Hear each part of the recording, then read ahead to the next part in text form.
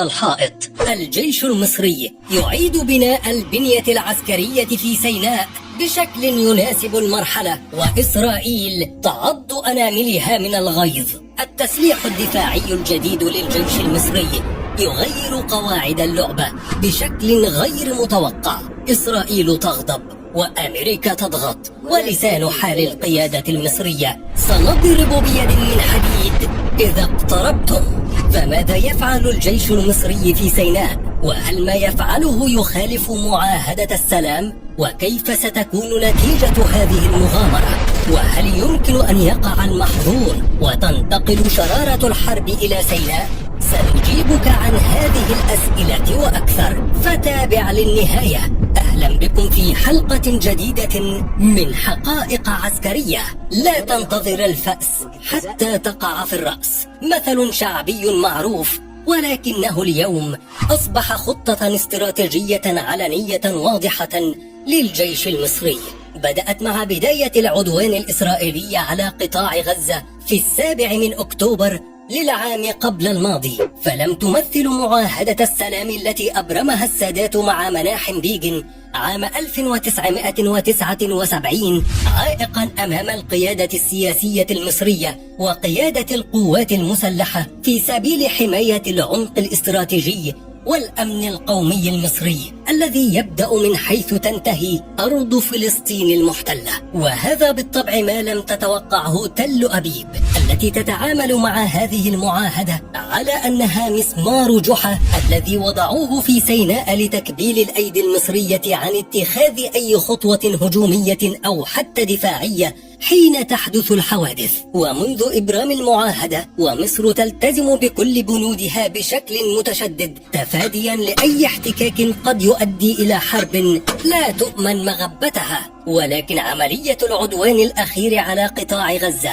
فتحت عيون الجيش والقيادة السياسية إلى الخطر الكامن في بنود المعاهدة، فإسرائيل مستعدة في أي وقت لاختلاق المواقف التي تبرر بها انتهاك شروط المعاهدة، وأمريكا تعمل لها كمخرج ومسوق لتلك المواقف. وهذا يعني أن القوات الإسرائيلية يمكن أن تبيت ليلتها في الأراضي المحتلة وتستيقظ في سيناء، وخصوصا أن سيناء ظلت حاضرة في تصريحات المسؤولين الإسرائيليين وجزءا أساسيا من مخطط التهجير الذي يتبناه الرئيس الأمريكي دونالد ترامب.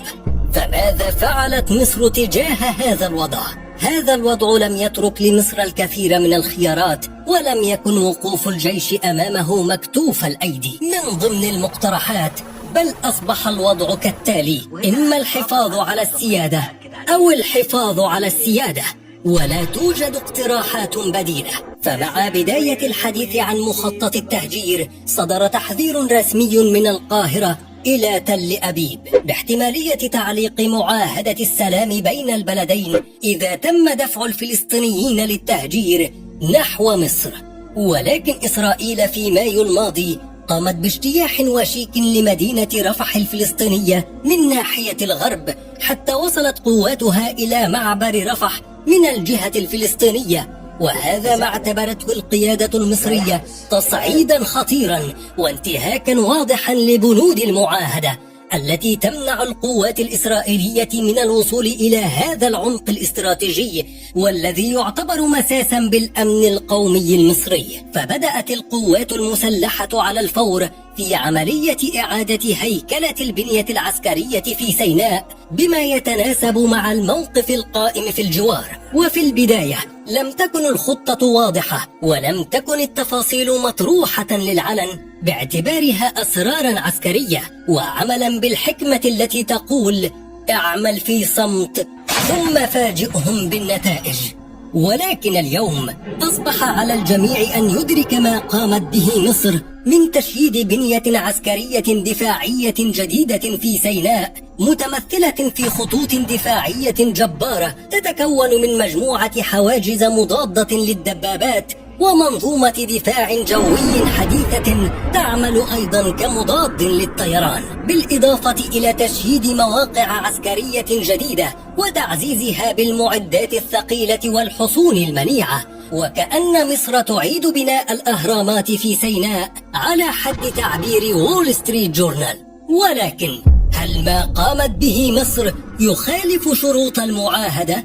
تنص بنود المعاهدة على إنهاء الحرب بين مصر وإسرائيل وإقامة علاقات ودية بينهما، مع وضع شروط واضحة للبنية العسكرية ومستوى التسليح على الحدود بين الطرفين. وتم تقسيم سيناء باعتبارها منطقة النزاع إلى 3 مناطق: ألف وباء وجيم بحسب القرب والبعد عن الحدود. وقد تم وضع مواصفات خاصة للتسليح كما وكيفا لكل منطقة من المناطق ال3، على أن تكون المنطقة جيم والتي تضم محور صلاح الدين أو محور فيلادلفيا كما يقولون خالية من العتاد العسكري الثقيل، ولا يسمح فيها للجانب المصري إلا بوضع شرطة مدنية بأسلحة خفيفة. ولكن في عهد الرئيس حسني مبارك تم تعزيز هذه المنطقة بكتيبة من قوات حرس الحدود المصرية في نطاق 1500 كيلومتر تجاه الحدود. وفي عام 2021 تم إبرام اتفاقية بين مصر وإسرائيل تسمح لمصر بتعزيز تواجد القوات المسلحة في هذه المنطقة، وخصوصا حول مدينة رفح. وقد وافقت إسرائيل حينها على هذه الاتفاقية، وهي حريصة كل الحرص على تنفيذها لتضع الجيش المصري في مواجهة داعش التي هددت حدودها في تلك الفترة، وليكفيها الجيش المصري مغبة الحرب ضد الإرهاب. حينها قال الخبراء الأمنيون إن مصر تسعى لتفكيك الملحق الأمني لمعاهدة السلام بما لا يخالف شروطها، وهو بالضبط ما يحدث الآن. فمصر حتى هذه اللحظة لم تعلن تجميد المعاهدة أو كسر بنودها، وكل ما تقوم به في سيناء يأتي في إطار آلية الأنشطة المتفق عليها، والتي يسمح بتعديلها وترتيبها بالتنسيق مع إسرائيل أو حسب ما تقتضيه الضرورة. والحقيقة أن إسرائيل تدرك أن الجيش المصري يحاول فقط حماية أمنه القومي وعمقه الاستراتيجي، ولا توجد أي نية للدخول في حرب معها أو حتى القيام بأي عملية نوعية خارج إطار الدفاع. ولكن غضبها يأتي من شعورها بالمفاجأة والصدمة في الموقف المصري. فهل يمكن أن تدفعها الصدمة للصدام المباشر مع مصر؟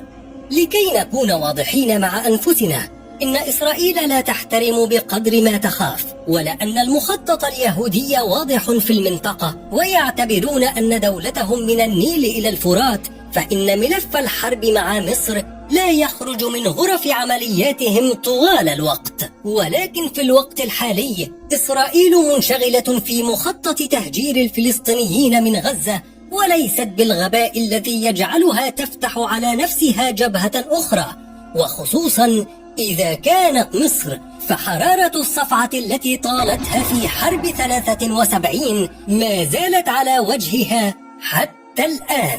ومع سياسة ضبط النفس التي تنتهجها القيادة المصرية، فإن الأوضاع لا تخبر بوقوع حرب في القريب العاجل، حتى مع اعتراض إسرائيل على التحركات العسكرية المصرية في سيناء، لأن اعتراضها اعتراض استباقي. فهي تدرك أن ما يتم إنشاؤه في سيناء الآن هو منظومة دفاعية وليست إعدادات للحرب.